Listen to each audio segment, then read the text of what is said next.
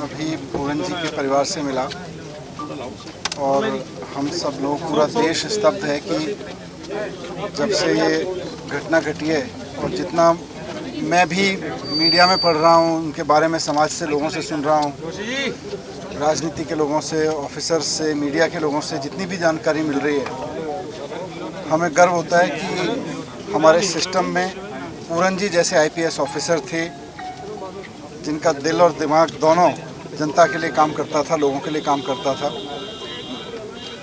मैं भी उनके परिवार से मिला। जिस सदमे में उनका परिवार है उसका बयान करना मुश्किल है। एक ऑफिसर वाइफ, पढ़ी लिखी बच्चियां, पूरी पढ़ी लिखी फैमिली, और उन्होंने अपने बीच से अपने एक होनहार व्यक्ति को इस तरह से खो दिया है। सब सदमे में हैं और उससे भी ज़्यादा सदमे में इस बात से लेके हैं कि एक पढ़े लिखे ब्यूरोक्रेसी के टॉप तक पहुँचे परिवार के साथ जिस तरह पुलिस पेश आई है, जिस तरह से उनकी बॉडी को जगह जगह शिफ्ट किया गया, जिस तरह पुलिस का कंडक्ट रहा, वो बहुत ही सस्पिशियस है। कुछ छिपाने की कोशिश की जा रही है, कुछ दबाने की कोशिश की जा रही है। परिवार अभी भी पूरी उम्मीद लगा के बैठा है कि सरकार उन्हें न्याय देगी और उनको भरोसा भी है कि सिस्टम उनके साथ न्याय करेगा। लेकिन मैं देख रहा हूं कि पूरे देश में इस समय जो माहौल बना हुआ है कि वो चाहे किसी आईपीएस ऑफिसर को जो पढ़ लिख के अपनी प्रतिभा के दम पर इतने टॉप पोजीशंस तक पहुंचता है, उसको हैरेस किया जा रहा है क्योंकि वो दलित है। उसके दलित होने के कारण कोई व्यक्ति चीफ जस्टिस जैसे सम्मानित पद पे, देश के सर्वोच्च सम्मानित पद पे पहुंच जाता है, उनको हैरेस किया जा रहा है, उनको प्रताड़ित किया जा रहा है।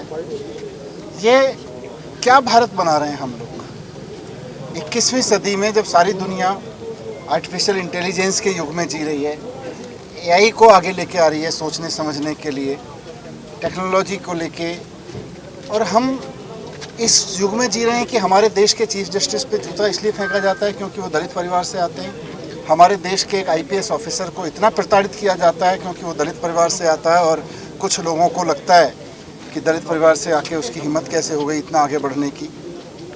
ये कौन सा देश खड़ा कर रहे हैं हम, और क्यों इस पे हम लोग एक सामूहिक एक्शन नहीं ले रहे। कल पंजाब सरकार ने 2 दिन पहले जब चीफ जस्टिस साहब के खिलाफ उस तरह का एक्शन लिया गया वहाँ पे, तो उस पर तुरंत संज्ञान लेते हुए पंजाब सरकार के पास शिकायतें आई तो तुरंत कार्रवाई की। ऐसे हम पूरे देश में क्यों नहीं कर रहे हैं? खाली राजनीति करने से काम नहीं चलेगा, एक्शन लेना पड़ेगा। पढ़े लिखे लोगों को एक्शन लेना पड़ेगा, पावर में बैठे लोगों को एक्शन लेना पड़ेगा। आज ये परिवार उम्मीद लगा के बैठा हुआ है पावर में बैठे हुए लोगों से, राजनीति में बैठे हुए लोगों से, पढ़े लिखे लोगों से, देश के लोगों से। इनको अगर हम न्याय देना चाहते हैं, अगर हम ये चाहते हैं कि आगे से कोई व्यक्ति अगर जुडिशरी या ब्यूरोक्रेसी की टॉप पोजीशनिंग पे पहुँचे, तो फिर ये राजनीति, जात पात की राजनीति और ये मानसिकता जो कुछ लोग लेके चल रहे हैं, ये पीछे करनी पड़ेगी, इसको हराना पड़ेगा हमें।